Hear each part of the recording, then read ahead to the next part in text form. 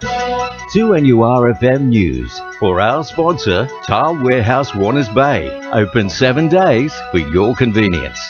It's 2 o'clock. Good afternoon. I'm Belinda De Lasheras with 2NURFM Hunter News. Hunter subcontractors could soon be set to receive greater protection following the unveiling of State Labor's small business policy. The party first began spruiking the initiative in 2012 in a bid to assist subcontractors caught in commercial collapses. Shadow Minister for Small Business Adam Searle says the policy is geared at stabilising the region's smaller enterprises. We know how important the local high street is or the local shopping precinct. We know that small businesses are fragile. And if one of them, such as a newsagent, falls over, people who need to use those services will go to the next town. And so you can see the gradual hollowing out of our local town centres. Labor wants to put a stop to that. This is a good step in the right direction. Migratory shorebird habitats in the Hunter Wetlands National Park are set to undergo a revamp thanks to a $98,000 commitment from the Baird government. The project is aimed at securing and expanding healthy saltmarsh habitat, home to up to 17 species of migratory birds a year.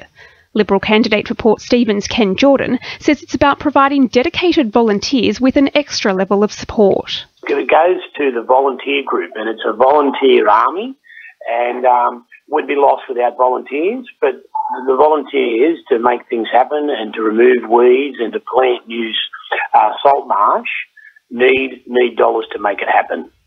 Port Stephens Mayor Bruce Mackenzie is accusing the Labor Party of making political mileage from pollution accusations levelled against a regional composting business. The Gardenland company has come under fire after tests conducted by Hunter Water detected pollution in the Grahamstown Dam. Bruce Mackenzie says he has full faith in the company. It's a business in conjunction with what they're doing with their climb bark and garden soils, and I don't think Grahamstown Dam's been polluted in any way, shape or form. A Windale man is due to front court on several firearms charges next week following an alleged domestic dispute at his James Street property on Monday. Police were called to the premises around 7 p.m. to deal with an alleged confrontation between a woman and the 37-year-old male occupant before seizing 4 rifles and a significant quantity of ammunition.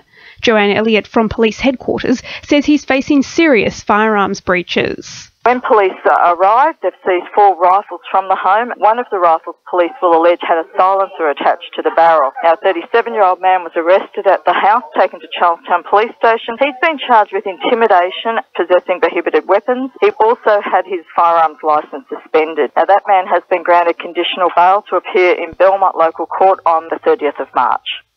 A $2,500 scholarship for women is about to be made available at the University of Newcastle. The scholarship will assist female students with the payment of tuition fees and is targeted at those experiencing financial hardship.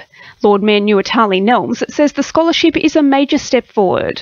I think it's important that in a civic leadership role, and as only the second female Lord Mayor in Newcastle, that together with my female councillors, we recognise International Women's Day and the importance of the status of women and improving the status of women not only in our local community but also around the world.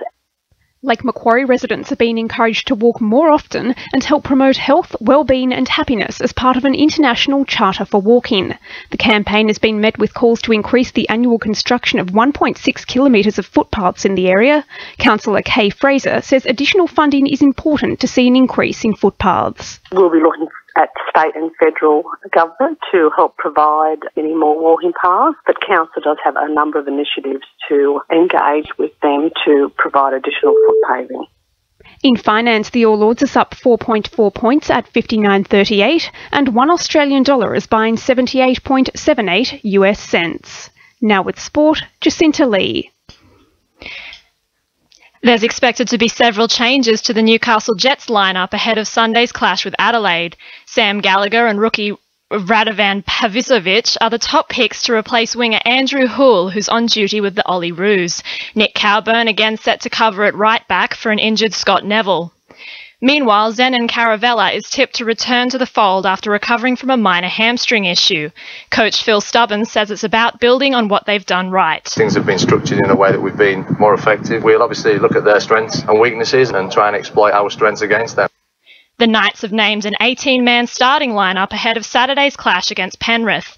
David Farlongo will partner prop Cade Snowden up front. Tyler Randall returns to an extended bench, while rookie Pat Vaivai has been brought in to replace suspended front rower Corbin Sims. And South Cardiff has secured the services of Korean import Young Sang Deok as the Gunners look to bolster their forward stocks in the Northern New South Wales NPL. That's sport. I'm Jacinta Lee. 2NURFM news time is 2:05.